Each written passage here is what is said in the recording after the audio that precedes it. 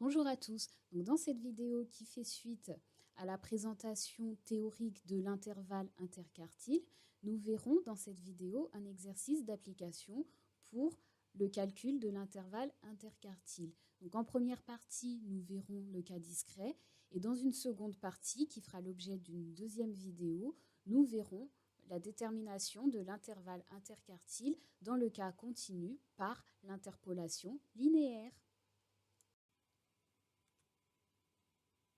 Donc ici, lorsque nous avons calculé l'intervalle interquartile, il s'agissait d'un cas discret. Donc à chaque fois, à chaque effectif cumulé correspondait une seule valeur de xi. Maintenant, le cas continu, c'est lorsqu'à chaque effectif correspondra une classe de valeurs, à savoir un intervalle allant de 0 à 4, par exemple. Donc la procédure sera un peu plus longue et compliqué, puisque, excusez-moi, il faudra passer par une interpolation linéaire. Donc avant cela, il faudra qu'on reconstitue donc des classes. Donc reconstituer des classes en fonction des valeurs de xi qu'on aura, il faudra les regrouper en classes et essayer de les constituer de façon homogène. Ensuite, recalculer les effectifs correspondant à ces classes, recalculer les effectifs cumulés, et enfin, on pourra procéder à l'estimation des quartiles par interpolation linéaire. Donc ici, c'est ce que nous avons fait. Donc en fait, ici, donc on peut dire que nous avions une distribution discrète, mais toujours avec effectif, où nous avions ici les valeurs xi. Donc ici, il s'agit du temps de préparation pour un examen donc en jours. Et ici, les effectifs correspondant à ces temps de préparation en jours, ce sont les nombres d'étudiants. Donc, par exemple, ici, pour 12 jours de temps de préparation, nous avons 6 étudiants qui se sont préparés 12 jours. Ici, nous avons 10 étudiants qui ont révisé leurs examens pendant 14 jours, et ainsi de suite. Donc, la somme de cet effectif fait 70. Ici, nous avons fait les effectifs cumulés. Donc ici, on a pris 3, la première valeur, ensuite à laquelle nous avons ajouté l'effectif suivant, donc 3, 3 plus 3, 6, 6 plus 2, 8, 8 plus 2, 10, 10 plus 6, 16, 16 plus 4, 20, 20 plus 1, 21, etc. jusqu'à la fin, donc à obtenir 70. Ici, pour passer à un cas continu, nous avons constitué des classes relatives à ces valeurs que nous avons dans ce tableau-là. Donc la première classe va de 1 compris à 4 exclus. Ici, on n'a pas mis les intervalles, mais c'est 4 exclus puisqu'il est repris dans la classe en dessous. Donc ici, ça veut dire que nous aurons deux valeurs. Une, donc 1 jour et 3 jours. Dans la classe suivante, on aura donc également on aura ici 3 valeurs puisqu'on va de 4 à 7. On aura 4 jours, 5 jours et 6 jours. Pour la classe 7 à 12 exclus, on aura 7, 8 et 10 jours. Et ainsi de suite jusqu'à la dernière classe. Donc les effectifs correspondants, comment est-ce qu'on les a calculés? Donc nous avons fait, ici si on reprend cette classe, nous avions 1 jour et 3 jours.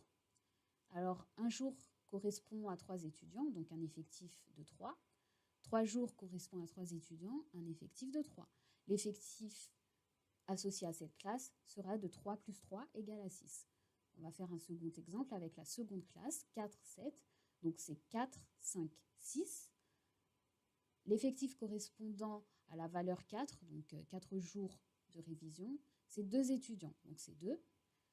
Pour 5 jours de révision, l'effectif correspondant est de 2. Et enfin, pour 6 jours de révision, l'effectif correspondant est de 6. 2 plus 2, 4, plus 6, 10. Voilà ce qu'on a ici. 2 plus 2 plus 6. Ça fait 10. Enfin, je vais prendre un dernier exemple avec la dernière classe, donc 21 à 40 inclus cette fois-ci pour la dernière classe. Donc ici, on a 21, 22, 25, 40. Ici, ce sont des jours de révision. Alors, donc l'effectif qui correspond à la valeur 21, c'est 3. L'effectif qui correspond à la valeur 22, c'est 5. 3 plus 5, 8, plus de 10, plus 1, 11.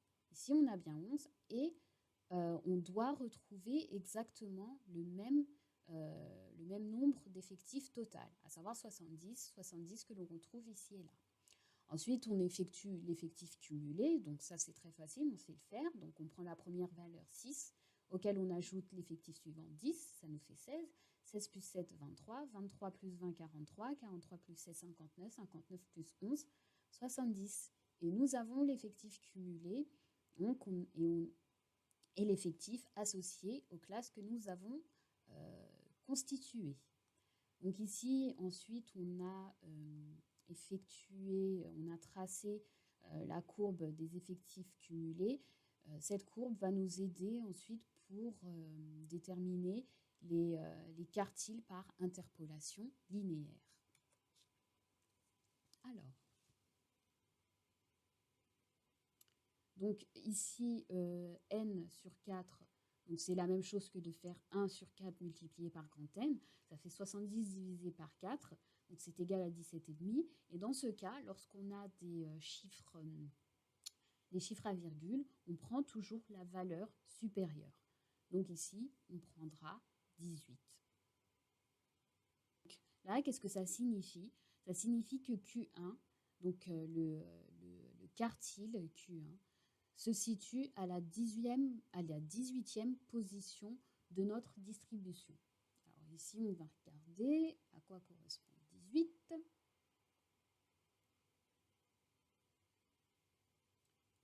Donc, dans les effectifs cumulés, ici, on a 16, là, on a 20. Donc ici, 16, donc on aura 16, 17, 18, 19. Donc 18 se situe dans cet intervalle et ça correspond à la valeur 6. Donc Q1 égale à 6. On fait la même chose pour la médiane. Donc ici, on a un peu détaillé le calcul. 2 sur n, 2 multiplié par n divisé par 4, ça nous fait bien un demi fois n.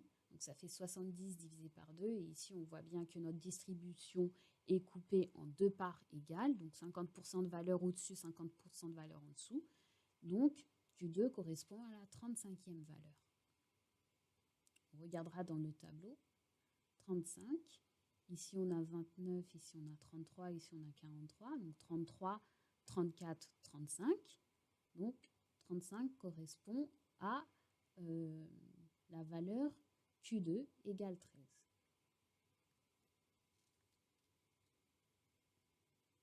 Donc on va procéder de la même façon pour le dernier quartile, donc 3 quarts, 75% des observations. Donc on fera 3 fois 70 divisé par 4, ça nous fera 210 divisé par 4.